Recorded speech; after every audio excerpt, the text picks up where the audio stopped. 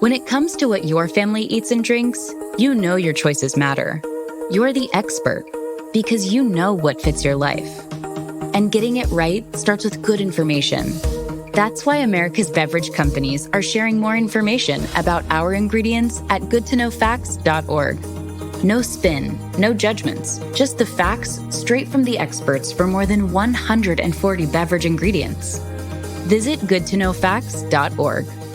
From NJ.com and the Heldridge Hotel, welcome to the Rutgers Rant, your one-stop podcast for the Scarlet Knights, with your host, Steve Politi, and Rutgers insider Brian Fonseca. Let's start shopping. All right, everybody, welcome back to the Rant. Got a big show, our Purdue preview edition. We're going to talk about the Boilermakers, do our best to break down that game. We're going to dive into the big question of the week, the question du jour: what changes are coming in defense? We don't have a clear answer from Greg Shannon, but we're going to try to guess. And then our guest picker, Julian Pinnix-Odrick, will come on, talk about the early days of the Big Ten and make a pick. Brian, before we do that, though, sad news out of the Rutgers family. Mike Higgins Sr., father of a football player Mike Higgins Jr., passed away over the weekend. Not just a dad on the team, but an all-around great baseball player for Rutgers in the early 90s, All-American, batted .370 senior year. This one's personal for me, I will say. I knew Mike when he was in high school. He was the first great athlete I covered. He was the three-sport star for the Maroon Raiders when I was a Cub reporter, 15 years old, working for the Nutley Sun. He was just a great high school athlete, one of the best athletes out of my hometown, Nutley, New Jersey. But more than that, Brian, and this is why I remember him, why I want to mention him, because he was just all-around good dude, treated me with respect when I was a young reporter. And that goes a long way. You know, it was a different time when maybe bullying was more prevalent in society, and he just always treated me with respect. I was so glad I got a chance to reconnect with him later in life, with watching how proud he was of his son. Yeah, it's another opportunity to reflect on, like, these kids are human beings and they have lives and families, and it's obviously really difficult to go through something like this and during the season as well. What struck me was, yes, I didn't realize how great of a player Mike was, a baseball player. He was really young too. It's another thing that struck me with the news. 54, way too young, obviously. So yeah, condolences obviously to Mike Higgins and his family for the loss. Yeah, man, it is. You mentioned that all this is happening over the weekend after you lose a tough game to Oregon, and you have to deal with this. I know the funeral is this week. So just a lot going on in the program. Again, my sympathies to the Higgins family from all of us. We're thinking about Mike and thinking about you. All right, let's talk. Let's do the business of the podcast and talk some football. Purdue coming up on the schedule. This is kind of have to win it if this season is going to take any turnaround whatsoever. The big question, defensive changes, Brian, you asked the question to Greg Schiano. Were you expecting an answer? Were you hoping for an answer? Because you really didn't get an answer. Right. So Chris Eisman asked him if there were any changes, and Greg, to his credit, revealed that there were changes: personnel on the field, personnel off the field, who's doing what, and what is being done. So essentially every form of change possible he listed. He gave zero specifics. I tried to press him on whether he'll be doing the play calling, which to me is the only logical major shift that will make any real difference, right? Is changing whether it's Rob Smith to him or Zach Sparber or anyone else. And he did not bite. Greg was in no mood to share any details. Though he did say that they pushed the presser back from Monday to Tuesday, and they will do so the rest of the year, in part because he wanted to implement these changes and work through all of that. We will see on Saturday, but you tell me, Steve, I don't think I'm crazy here to think that I would be surprised if Greg isn't calling plays, because that is the only logical change that they could do at this point in the season, aside from changing who is playing, on the field. Right. Yeah, I think that's exactly what you're right. 100%. But I also think that, if the fact he moved the press conference this week, Sunday and Monday are big game planning, get the plan ready in place. I have to imagine that that's really where his bigger impact's going to be. He's going to be deeply involved in that.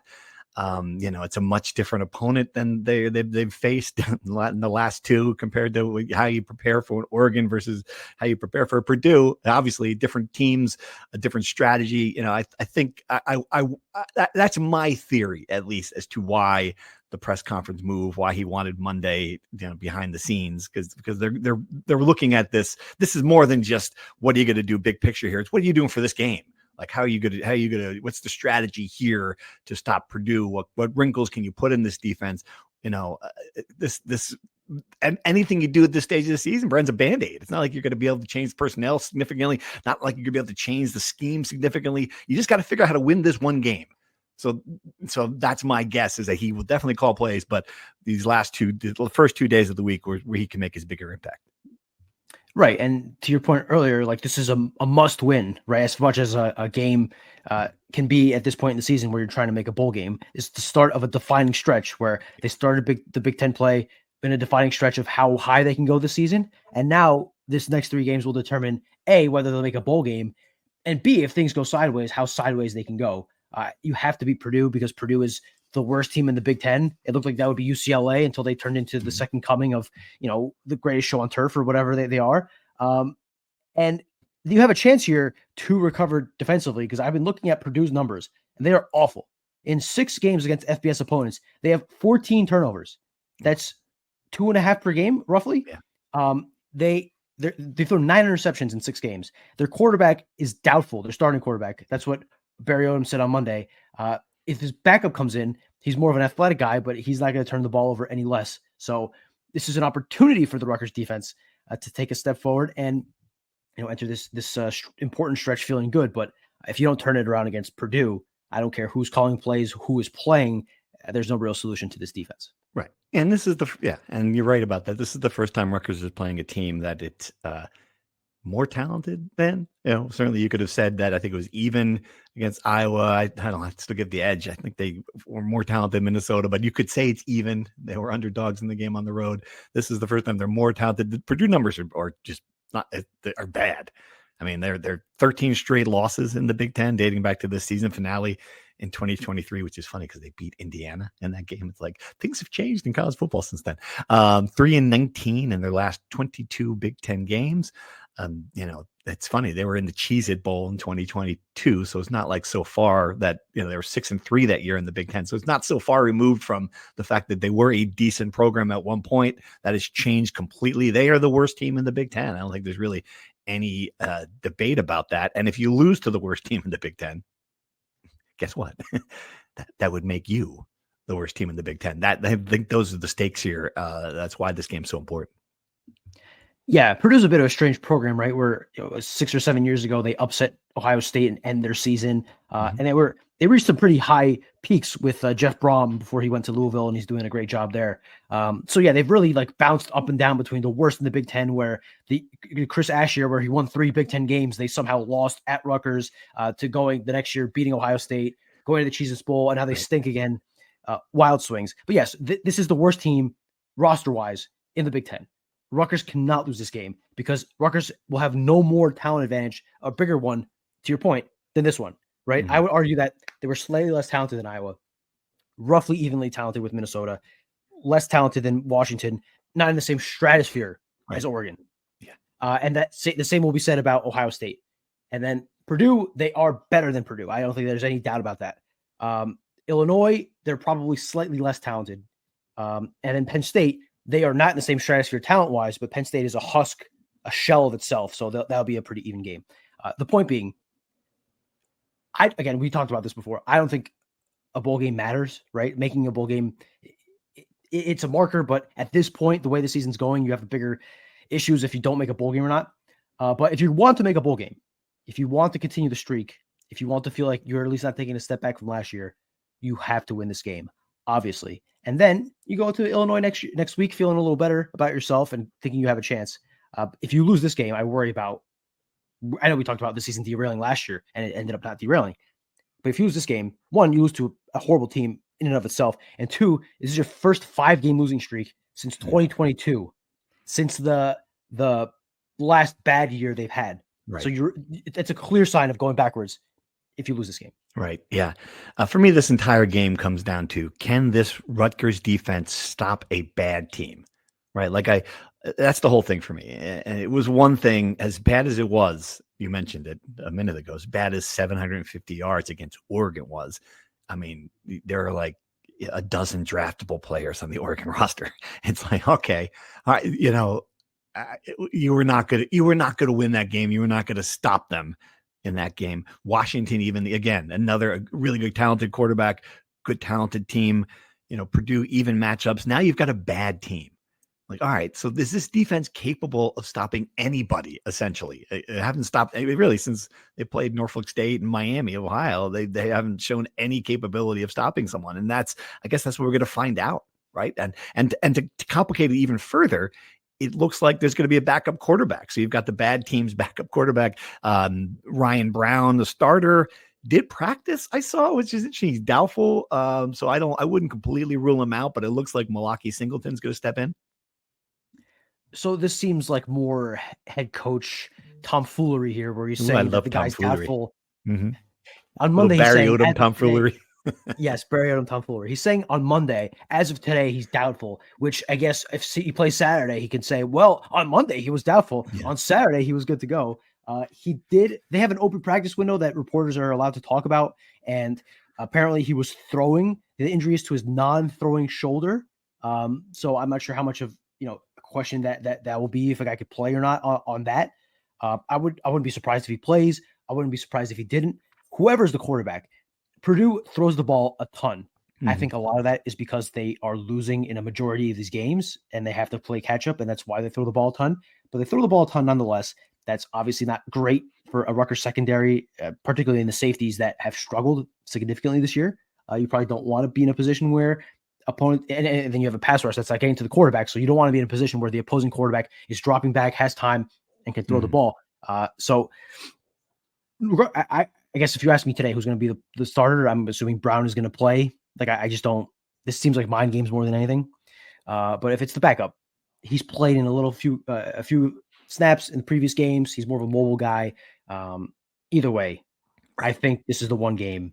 If Rutgers is going to stop anybody, to your point, it's got to be this game. Yeah, and in some ways, the backup it's like good news, bad news. I mean, the backup doesn't look good. Singleton was 11 of 20 for 187 yards, a couple of big passes, and an interception and a lost fumble with 20-yard rushings and 10 carries against Northwestern. This is all in the second half when they're playing catch up, as you mentioned.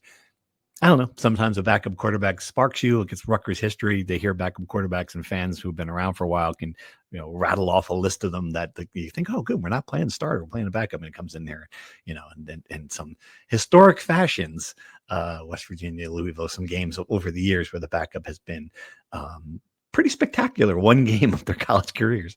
So I don't know how much it matters. Rutgers, there's the fundamental things that Rutgers didn't do against Oregon. And I know you're saying, oh, well, it's Oregon, they're really good. But, again, we come back to it a lot. Like just the arguments they were having in the secondary, setting the edge on defense, some very basic running plays. We're not talking about when Oregon lines up and has a reverse flea flicker to an open receiver. Like, okay, well, what are you going to do there? We're talking about some off-tackle runs that went for like 65 yards. It's just the stuff that all right, so is that going to happen again? Is that a symptom of playing a really good team that blocks well like Oregon, or is it just, the fundamentals on this defense are completely missing? I think we'll have a better answer to that question after this game. Yeah, I don't think the fundamentals matter as much in a game against Oregon, where they will determine how much you'll lose by and how many yards you'll give up, and not whether you will give them up. Mm-hmm. Whereas against a team like Purdue, they could determine whether you win or lose, right? So completely agree. Like this will be a very telling game. Purdue is like decent offensively. They put up points. They put up 27 points on Illinois, which is not a great defense this year compared to last year, but still Illinois. They put up 30 points on Notre Dame, whose defense is coordinated by a very familiar face in Chris Ash. Which, so again, I don't know if that's a positive for Purdue or a really bad sign for Chris Ash. They put up 17 on USC and 20 on Minnesota. And yes, they got shut out by Northwestern, but Northwestern has a really good defense and they held Oregon to a respectable number. Right. So I think Purdue will put up points, right? One, because they're decent, and two, because they're playing the Rutgers defense. It's just a matter of, can the Rutgers defense do enough to slow them down? And two, we haven't really even talked about this. Rutgers offense had its worst game of the season against Oregon. Some of that is, or a lot of that is, because Oregon is just that good, where Rutgers receivers had no space. They created no separation. And then the offensive line could not contain the Oregon front. But Was that just a blip because they played a really good team? Are they taking a step back? Are they getting worse and regressing as the season goes on? I think this is a game where you're going to need to score 30, 35 points to feel comfortable in the fourth quarter. Can they do that and bounce back in a road game in a must-win game? No, I think part of the answer to that question is Ian Strong going to play? We'll find out at 10 a.m. Eastern time on Saturday. Right. I mean, but that to me is a lot of it. Is he healthy? Is he able to play? You're right. The offense did look very out of sync, and I think you saw for the first time a really good secondary in Oregon with some NFL prospects and defensive line. Defensive Oregon was every bit as good as the offensive Oregon. I think that's part of it. Yeah, I think this is going to be very interesting.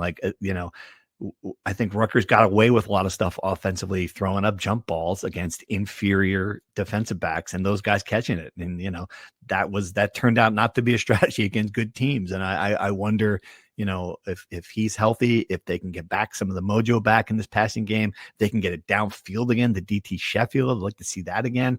And is this a game? I wonder also, is this a game where, Antoine Raymond's going to get 30 carries, if they're just going to, do what they did to Oregon in 2020, which is one of my favorite Rutgers games of all time. Johnny Langan up the middle in the second half of a 37-30 win during COVID, just kept getting 3 yards per carry on every single run, just like watching it on TV in the middle of the pandemic. One of the weirder games in recent Rutgers history. I don't know. Is this where we see a ground and pound, a different style of offense? We're going to find out. Maybe, but I'm glad you brought that up because I was reading back stories we wrote during that game. 2020 was a weird time, but a lot of things struck out to me. One, Aaron Cruikshank returning a 100-yard kickoff for a touchdown, which might be the last time Rutgers has had a kickoff return for a touchdown in recent memory. Two, the fawning we did about that team in 2020. I think that we were just so relieved to see a football team that was competent in winning games that I was reading back and I thought I was reading a story about the 85 Bears and all these great, feel good. I'm writing about the 8 heroes and Cratch is writing about the 7 big plays. And you're writing about here comes Rutgers football. Dude, I was covering, I was in the crematorium writing about burning bodies. I was happy to see football period at that point, man. I was in the freaking emergency room. I didn't care win or lose. Look, we're playing sports again. I was just a giddy period. Yeah, of course. Fair enough. I'm just saying, whenever people dog us for being negative and all this stuff, I want to send them back to 2020 to read that stuff because you think Rutgers athletics was the shining example of excellence in college sports. And I guess the other thing that this is tangentially related, but I always forget how fun that offense was with Sean Gleason, just kind of doing circus stuff. Yes. Again, I don't expect Rutgers to ever do that again. But I think there's some, things really go off the rails and you're trying to pull off a major upset against Ohio State to save your season. Maybe throw out a little, double reverse flea flicker or whatever stuff Sean Gleason was cooking up. I think that would be fun at least. Maybe it won't work, but it'll be fun. I 100%. Yes, we forget he things went south on him pretty quickly, Sean Gleason, because he didn't call it the way Greg wanted him to call it, and that was the first time offensive coordinator, any coordinator, was fired midseason by Greg Shannon. We thought we might have the second time this week. We speculated on our podcast. Rob Smith still employed, still on the staff. We don't know. I don't think it makes a lot of sense to fire defensive coordinator. We'll see. We'll see what the role is. I think we'll know pretty quickly if someone's buried in the headset on the sideline trying to make calls. But it certainly changes the game a lot. If Greg is now no longer focused on being a head coach, you're focused on being. He's done it before. It'll be interesting to see how that works out. All right. Any other thoughts on this game? Take a break here. Bring in our special guest. JPO in the house, Rutgers Radio, the second person we've dragged out of the Rutgers radio booth. Teal, you're next, because Fooch won't do it. And that's disappointing. I thought we'd get Fooch in this week. He's like, do it later in the season. Do it later in the season. Come on, Fooch, man. We need you now. Okay, fine. If you don't need us, got plenty of choices. I brought this up before, but Fooch has told me constantly that he falls asleep to our podcast. Right. I just think if he heard himself on an episode, he would jolt awake from what the hell is this? It would be like Inception. It'd be like the third, it would. You see that movie, Inception? Okay, understood. But it's not even along with the strange feeling of hearing your own voice. It's like we are we talk like we're reading from, a book, and we're like your Mr. Rogers, like a friendly. Right. And Fuch is a bull in a china shop. He would, Absolutely. he would get everyone. Well, you'd finish watching that episode and you want to drive a car 200 miles per hour because Fuch just has that effect. Maybe it's just me, but he has that effect that he just gets you all riled up. He'd have some dumb take on here like Pele is better than Cristiano Ronaldo, which we've been arguing for 3 years now. And I don't want to.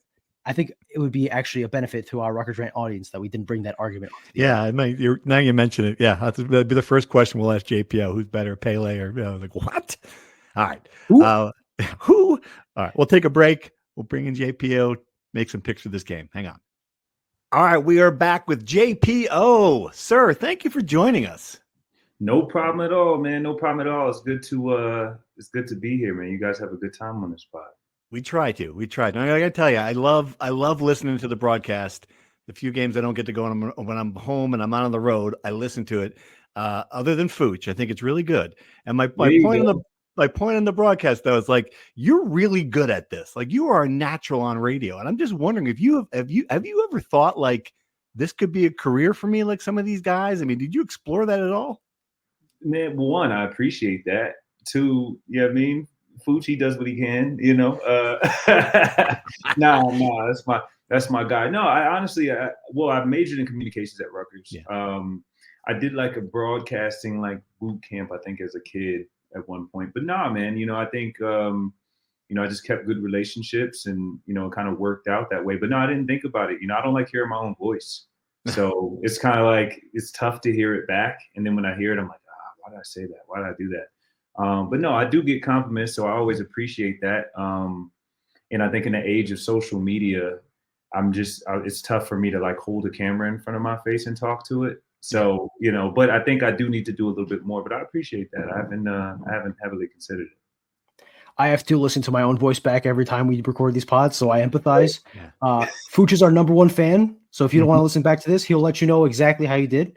He claims that he falls asleep to our episodes, but he'll get wide awake when he hears your voice. I can only imagine. I guess you mentioned you studied communications. I also went to the communication school. We had Catherine Tappan on the show. She also did. And I asked her about Steve Miller. It seems like anybody who's walked through the halls of the communication school has had a class with Steve Miller. Did you have a class with Steve Miller? Do you have a Steve Miller experience or story? I do not have a Steve Miller story. Maybe I'm like the guys. Am I the first person that doesn't have a Steve Miller story? No, it's good. If you met Steve Miller, you know exactly who I'm talking about. I might have just he teaches Comm 101 and he runs the journalism department. Maybe you were on the other side of Yeah, no, I was probably on the other side. I think I've met Steve Miller before. I think who that'd be a good question for Sebastian Joseph Day. Oh wow. And he was I think he was like a journalism concentration. Funny story. He was in my Comm 101 class. He sat in the front row, and it was impossible to miss him. One, because he was the biggest person there, even as a freshman, and two, he was very loud, very like a prominent personality. I'm sure you're shocked to hear that. Very loud, very smiley. You know what I mean? Very happy. Everybody loves Bash. Him and he would be in the first row. I remember specifically on Douglas campus. I was in the back row of my Comm 101 class. I probably wasn't supposed to be. And then I learned my lesson, kids. I started moving to the front, but no. But I love Comm, man. I think I started with psychology. I thought I wanted to get in people's heads. And then I had to take like abnormal psych. And then I'm like, there's math and science. I'm like, no, I'm good on this. That team it's funny, that team and that class, the recruiting class specifically, you guys had a lot of really good talkers between Leonte. Darius was good with the media. I mean, that was really a unique situation where you all could have gone into the media if you wanted to. Man, yeah, listen, those all hail Don Bosco. They're all up at like getting media training on top of everything else they get up there in Bergen County. They are really good, man.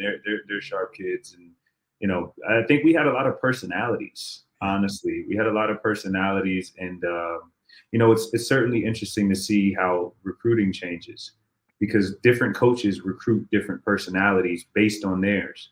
So like you can see which coaching changes we had based on the classes of kids and how they kind of changed in personality, which is absolutely hilarious. Like Coach Jim Panagos, who was my coach, my D-line coach for 4 years, He recruited us when we were at UCF, but when we committed, he wasn't the D-line coach. But it's funny, you can see the difference in personality between the guys he recruited and the guys he didn't, and then even after that. So like you kind of take the personality of your coach, or your coach goes and attracts their personality. Right. Well, speaking of recruiting, you were part of that blockbuster, 2012 class, and we had Deontay on here last week, and he talked about his experience of learning that Greg was going to Tampa Bay. I guess, one, what do you remember about being part of that class? There was a lot of hype, obviously, with you guys being the best class in school history. And do you remember where you were when you found out that Greg was going to the NFL? Yeah, I do. Well, one, being a part of the class was cool, but I'm not going to lie to you. I was pretty weird with my recruiting process. Like I wasn't very tapped into it. I think a lot of other kids were. And I think especially when you're talking about like the parochials and all like those guys, I started playing football in high school. So like I didn't get recruited to parochials. Like I had an older brother that, played at Penn State and played in the NFL, but like we just had he was very much like, I'm gonna let you have your own process. And so I was kind of checked. I had that recruiting process was interesting because I kind of had my mind made up where I wanted to go. So I didn't really explore probably as much. I thought I wanted to go to Penn State. Like that was it. That's the only place I wanted to go. Only place I ever dreamed of going. Yeah, I mean, and the process was great. They were, Rutgers was the first school to offer me. I'll never forget. Coach Chris Hewitt came in and offered me. I was in the athletic director's office. My second offer was Maryland, and my third was Penn State. And so from there, I was just kind of like, all right, guys, I wanted to be in the Northeast. So I'm like, I'm cool, but it was a good time, man. And they, you got added to Facebook groups and all different types of stuff, man. And so it's funny. I still have my Facebook and I'll go in the messages and I'm like, there's people hitting me up. There's reporters hitting me up. There's like other recruits. Some of my old teammates were like, hey man, what are you thinking? And I'm like, left them on red. I'm like, I didn't answer. And then you see like all the motivational guys, especially when coach had left, it was like, we're going to stick, like Chris Muller, we're going to stick together, guys. And I'm like, oh, look at you guys being cute. I wasn't reading it. It's just kind of, but yeah. And then to the second part, yeah, I do remember. I was in school, man, and I walked into my gym office and Coach Fiore at the time was like looking at the computer. I'm like, Coach, what's up? Like he called me down to the office. He's just like quiet. He's like, Coach left. And I was like, what? He was like, he's gone. And I was like, okay. But not. And so that whole weekend, I was just talking to coaches, a few coaches came to the school. I was meeting with coaches till like 12 at night at my house. Like everybody just kind of blitzed. And I was like, all right, cool. And then the next weekend I went on an official to Syracuse because my girlfriend at the time went to go play soccer at Syracuse. So I'm like, okay. And I was in love, I thought. And I'm like, I can go do that. I loved my Syracuse trip. And then the next weekend I was supposed to go on a visit to Michigan State. But then signing day was coming up. It was just it was there. I was talking internally with my parents and I was just like, you know what? I know what I want to do. I want to stay here. So I kind of just locked in there. But it was a crazy time. We're calling everybody. Nobody has answers. My recruiting coordinator was Jeff Hafley. So I call Hafley and I'm like, hey, what's going on? He's like, man, nobody knows what's going on. we're all trying to figure it out. Yeah. But it ended up well, man. We wanted to stay down, stay Jersey. I think, one of the good things about that recruiting process was that, I think guys kind of committed for the right reasons because everyone stayed, right? Like everyone was like, hey, I want to come do something new in Jersey. I want to go somewhere where people kind of believe in me and I'm from here. And then in my personal journey, I got the offer from Penn State. But then I think what really got me was like, I wanted to have my own journey. My brother, grew up in PA. And so Penn State was his home state school. And then, Rutgers was mine. And they also wanted me to play O-line. And so I wasn't going to go do that. So it could have been, I would have been a good old lineman. I probably think so. But I felt like Rutgers believed in me. I felt like I had made that commitment. And so I wanted to follow through with it. Yeah. Nice. Yeah. You mentioned Jeff Hafley. He could be the next coach of the Giants if things are going well. He got down there pretty quick in Tampa too. It was like my recruiting coordinator is gone too. It was like, right. Man, listen, Man, listen. He got me. I was one time I was had a verbal commitment, and then I had kind of like thought about going on an official to another place, man. You know, the athlete called up. Like, what's going on, man? He worked the magic. Yeah, and I was guilty. I hung up the phone feeling guilty. I'm like, oh, what have I done? I've already committed. You know, I didn't have too much knowledge of the game, man.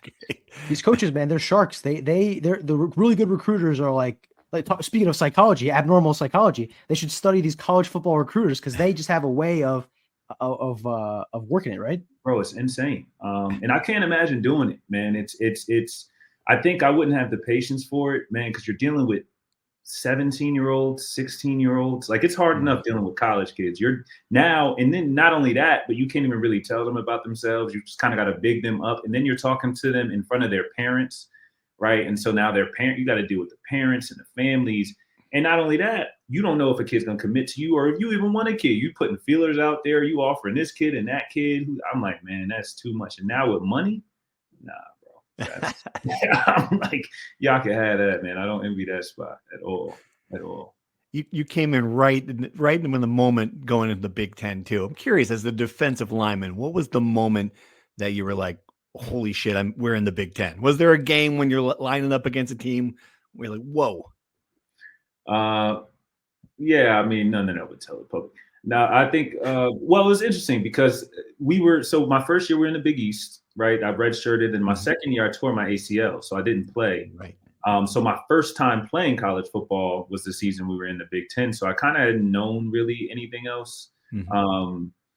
But yeah, I mean, there was 100%. I mean, that's first year in the Big Ten was the first year Ohio State won the national championship in the college football playoff era, right? So it was like they were ridiculously good. So you're playing a national champion, right? You go from the AAC, which again has a lot of good programs, a lot of good schools. Not saying anything about the AAC, but then you move to the Big Ten. You play the national champions and things like that. It was a little bit different. I think, yeah, I would probably say, yeah, I mean, the Ohio State game was a little bit different, just because they were just a really good team. I mean, the amount of hitters they had. I heard Leonte kind of make the comments about guys being, enamored at Ohio State. But I think any fan of college football anywhere, I was enamored at Rutgers when I came to the field. I used to, we played with Rutgers on NCAA, and they had the different color grass, and it was like, me and you had the block R. You kind of had these visuals in your head. And me growing up, a fan watching my brother at Penn State, like the Big Ten schools were just the schools I grew up watching.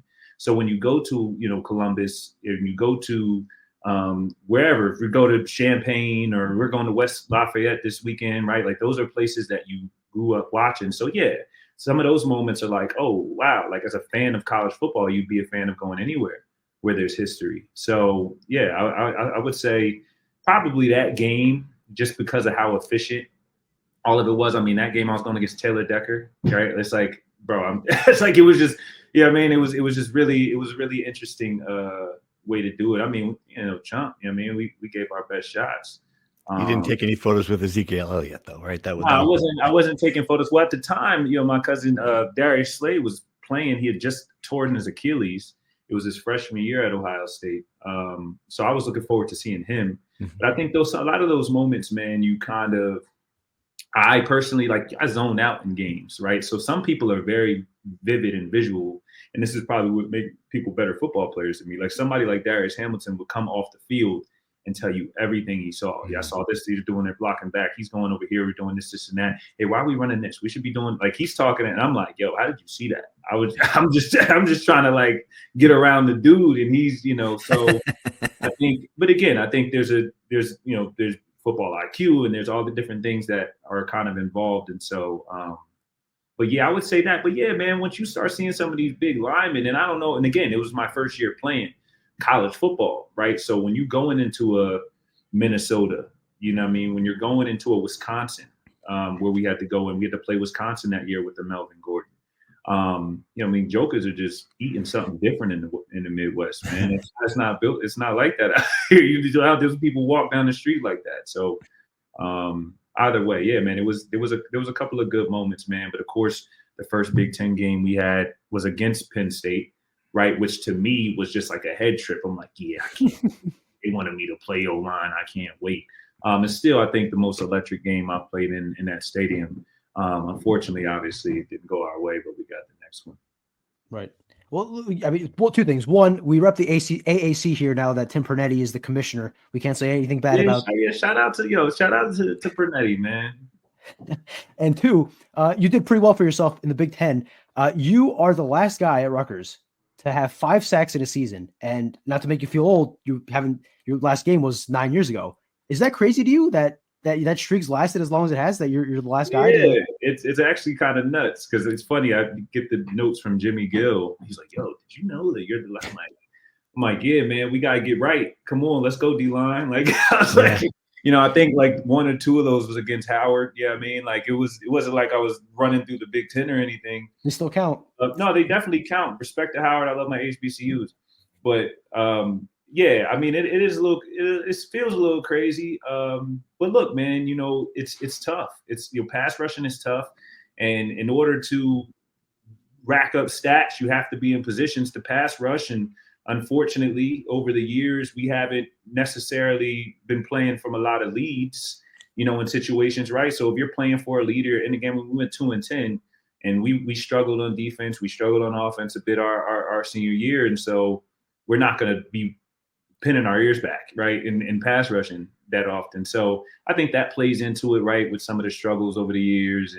But I pray that somebody can break that, which is actually kind of interesting, especially because Kamoko played another year after me, right? Sebastian played another year after me. Those guys should have been getting some sacks, man.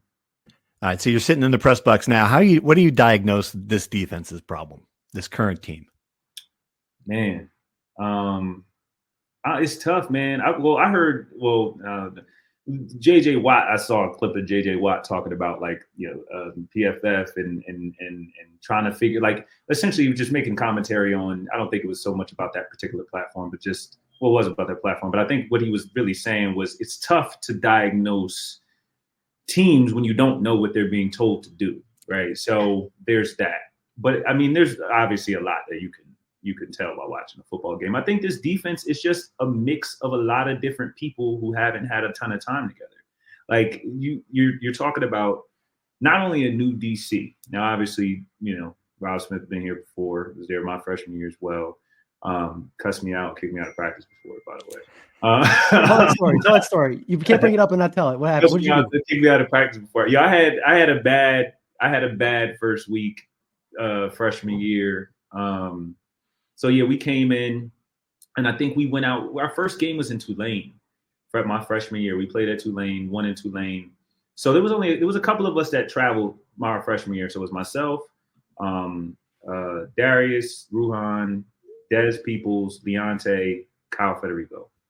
I think we're the freshmen that traveled. But I was like third string behind like Marvin Booker and Khalil Blood at the rush position, but we still traveled. So we got back. So you have what's called non-travel lists, right? So when you don't travel, there's a whole group of people that they work out together. They might work out on the Saturday that you're playing, and when you travel on it, when the team travels, like you work out on that Friday, like you have a different workout schedule. But we traveled, right? Like you would think that non-travel, travel, non-travel, travel, but we traveled. We were on the plane, and we were told that we didn't know that we had to go to the non-travel lift still because we were freshmen, and that we didn't play. So that morning I missed the lift. That morning I was late to the lift because we didn't know that we had to be there. Then I also, in that practice I think it was Howard week was the next week, but Howard did a lot of read option. So at the rush position on the Rutgers defense, or at least Rutgers defense of old, I'm imagining it's similar now. When you're doing a zone blitz, the rush position, the defensive end, drops into coverage often. So they have like different rules when it comes to like read options and things of that nature based on the play call. So it's kind of tough. Like one play, you might be the quarterback player. The other play, you're a dive to quarterback. The other play, you're a dive player. So I didn't really understand this as a freshman. And I'll never forget, I'm like, yo, we're in group period, and that morning I missed the lift. I think it was a Tuesday or something like that. In the morning I missed the lift. Later that day, I think I was late for class. I missed book check. It was just a bad day for me. But then I was on the field and I asked Khalil Glaude, I said, yo, I don't really understand this rule. What do we do? He's like, man, just do this. When they block down, just do this. I'm like, all right, cool. So I'm like, I go out there with the threes. I run out there. I'm like, let's go. You know what I mean? I'm out on the field, group period. I go the wrong way, listening to KG. And they're like, what are you doing? What is 53 doing the wrong thing? I don't ever want to see him on my field. Get him off of my field. He probably would never remember this. Get him off of my field. I was scarred forever as a freshman. I don't ever want to see him on my field again. And then it ensued after that terrible day I had after that. I missed class, or I was late to class. I missed book check. I shortly thereafter got kicked off the travel team. I was like non-travel again. Then I think I earned my way back by like playing on scout team. You were on a roll there, man. That's some day. That is some day. Listen, man, I struggle with organization. But I got whipped into shape real quick. You know what I mean? Rob probably does not remember that story because he's probably done that dozens of times, right? You're not the first one. Listen, I'm definitely not the first one or the last one that's caught that wrath. But to finish answering your question, yeah, I think, look, you have Joe Harris-Simiak goes off, does his thing now at UMass, and obviously, great coach. And then you bring in, Rob Smith, and you have Zach Sparber, co-defensive coordinators now. Without being inside the room, how that's exactly split up, right, is going to be interesting, right? Like, how are they splitting responsibilities? Obviously, we know, Coach Smith was calling the plays and things of that nature. So, but obviously they're codes for a reason. So there's probably different talents they're bringing to that room. And then you talk about the transfer portal. I mean, at every level, I guess except the linebackers, the transfer portal was affected. There's guys who just didn't, in this era, you just don't come up in the defense. Like, by the time I was in my third year, however the results kind of played out, I was in the same defense. Now, I played a different position every year, which is another story. But I was in the same defense. And so the calls, the alignments, the tags, the signals, the timing, all that stuff you've been seeing for a long time, and not to mention the people you've been playing next to. And so I think what we're seeing on defense is a lot of different pieces coming together at one time, trying to play together. And on top of that, you playing a tough conference, and then if you could be together all 3-4 years and still struggle on defense. Now imagine that with a lot of different names, a lot of different people. You got a couple different coordinators.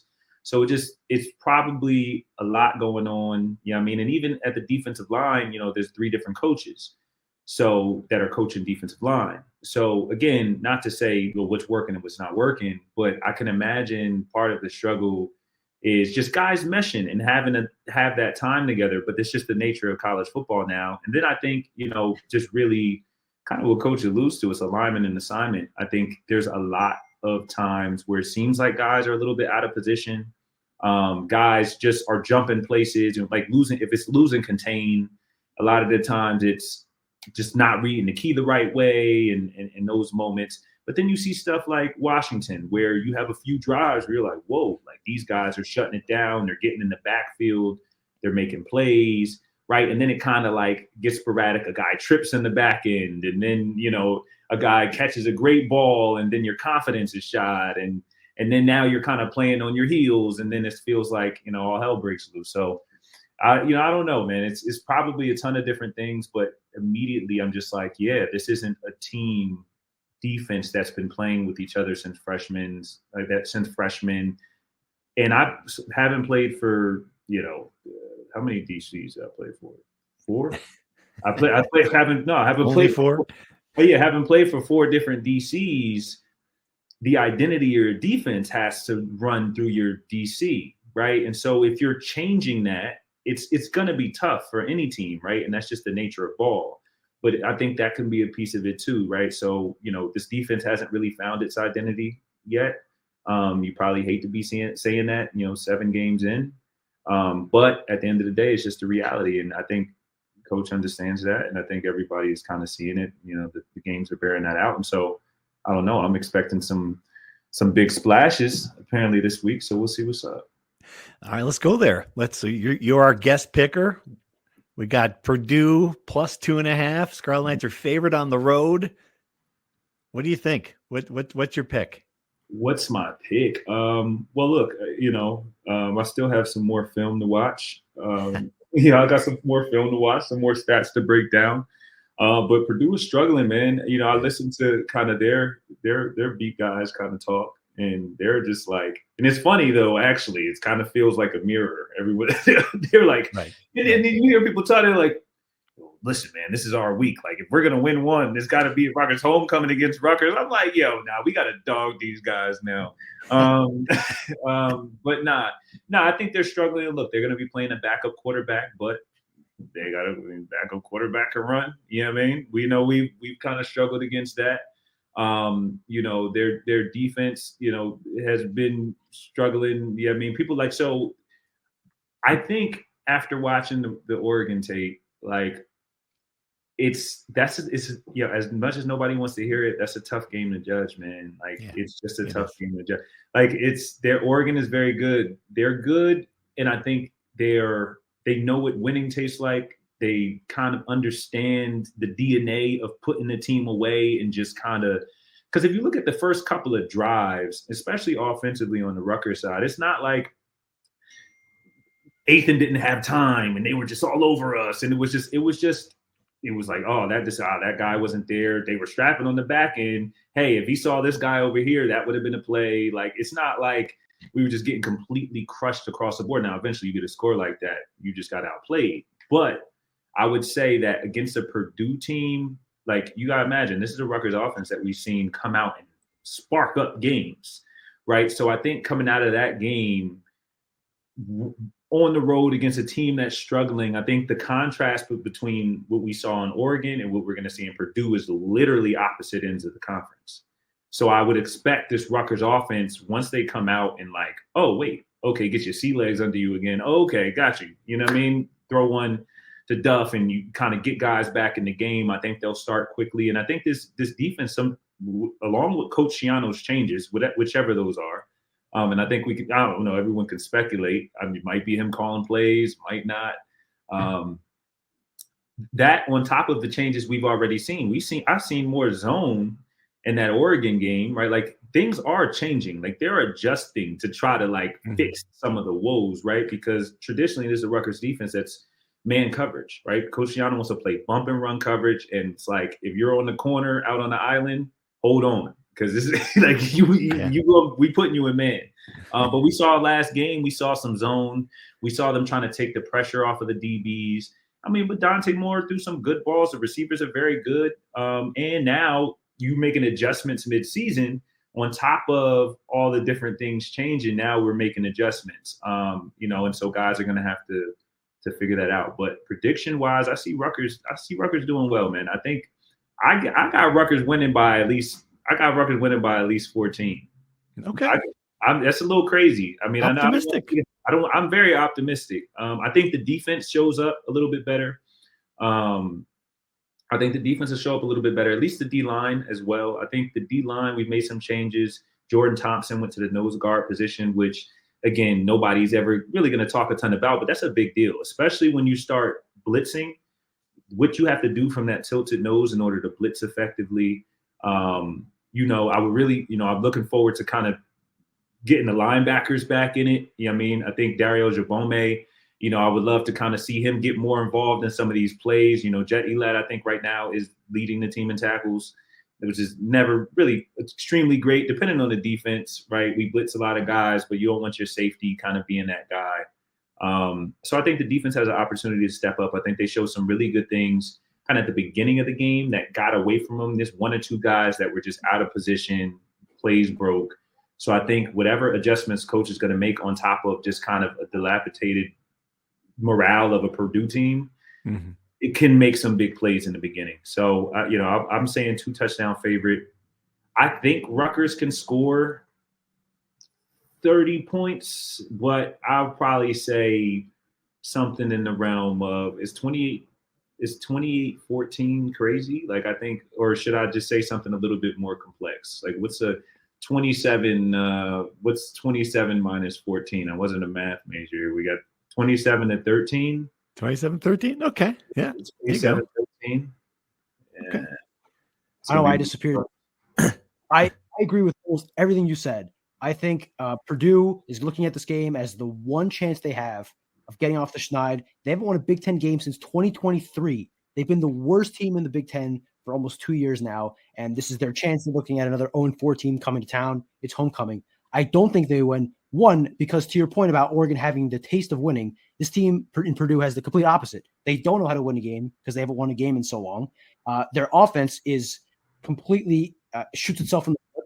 Coach Jen always talks about turnovers being kind of the thing they want to make and the thing that can kill them offensively. Purdue commits almost 2 turnovers a game, and I think that's a formula for the Rutgers defense to bounce back, whether that's a couple of interceptions, which I think will happen, whether that's a fumble like Oregon. And I think the offense will bounce back because, to your point, this is the exact opposite of what Oregon's elite, athletic, fast, strong defense was. And I think they're kind of itching to bounce back after a couple of rough games. So I think I'm almost exactly where you're at. I just think there will be more scores on both sides. I'll go something like 38-27, something like that. I think it'll be a high-scoring game. But I also thought it would be 58-51 last week, and I only got half of it right. That's true. Look, man, that's a good score too. I kind of take that. Yeah, I gave a lot of faith to the defense, maybe more than was warranted. But look, man, I hope I think those guys I gotta hope that those guys will get it together, man. We'll figure it out. I'm taking Purdue 31-24. Good night, everybody. No, I'm kidding. I'm gonna slip it in there. Yeah, I saw some things against Oregon that it was not just the fact they were so much better. There were just some fundamental mistakes that this defense keeps on making again and again and again. And I just don't have faith in them stopping anybody at this point. We'll see. I mean, let's do it. Let's see if they can stop a bad team. And if they can, maybe that'll turn the season around. But right now, I just have a hard time. And I think a Purdue team that recognizes they need to win this one to not go on the schneid again is a highly motivated team that's going to show up. So those are my concerns. What's the score? What you pick? So you seriously picked Purdue? I picked Purdue 31-24. 31-20. Oh, do you think Purdue gonna drop 30? Listen, they dropped 27 against Notre Dame, I think, right? Listen, man. Listen. They didn't just get shut out. Look, Northwestern is a good team too, but we almost got shut out as well. I hear you, but listen, we go. They haven't won it. How long since they won the Big Ten game? Amazingly, the last team they beat, November 2023, was Indiana. Indiana lost to Purdue 2 years ago. They hired Kurt Signetti, and now they're the greatest team, maybe of all time. Don't quote me on that. But they got Kurt Signetti. They shook up the whole everybody. They look at Indiana. They go, look, Indiana. Look how Indiana. They for the last team Purdue beat. They get crazy. Nah, man, I can't take that one, man. They got us on homecoming.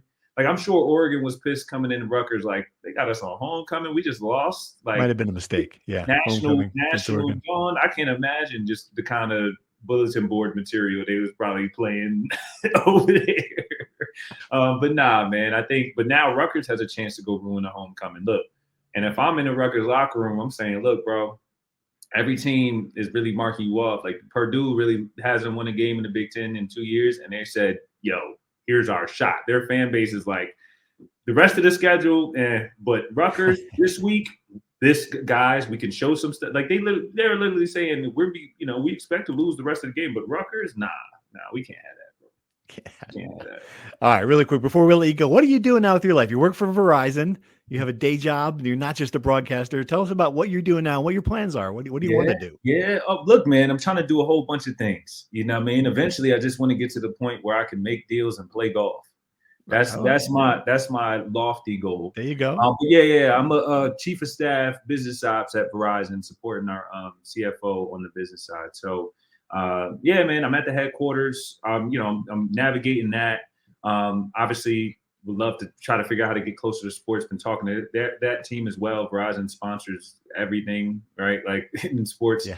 So a lot of real interesting people there, man. But it's really been a good opportunity to kind of jump into the world of business on the corporate side, learn a ton, meet a ton of people, and do that. Also have an events page called Connect NJ, where we track honestly black-centric events in New Jersey.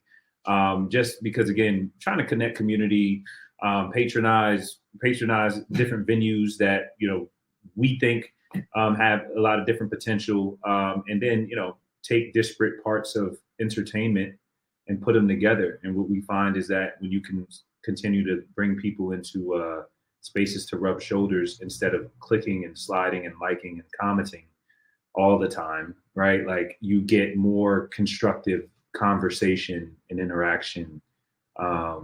So I think as much as I love commenting, clicking, as much as everybody else, I think real life things like sports brings people together in really good ways, and hoping to do that kind of through that avenue as well. So yeah, man, got a few things. I was doing that as well with Dorian Miller and Michelle Miller. Dorian Miller, former Rutgers captain. Nice. So, another good talker.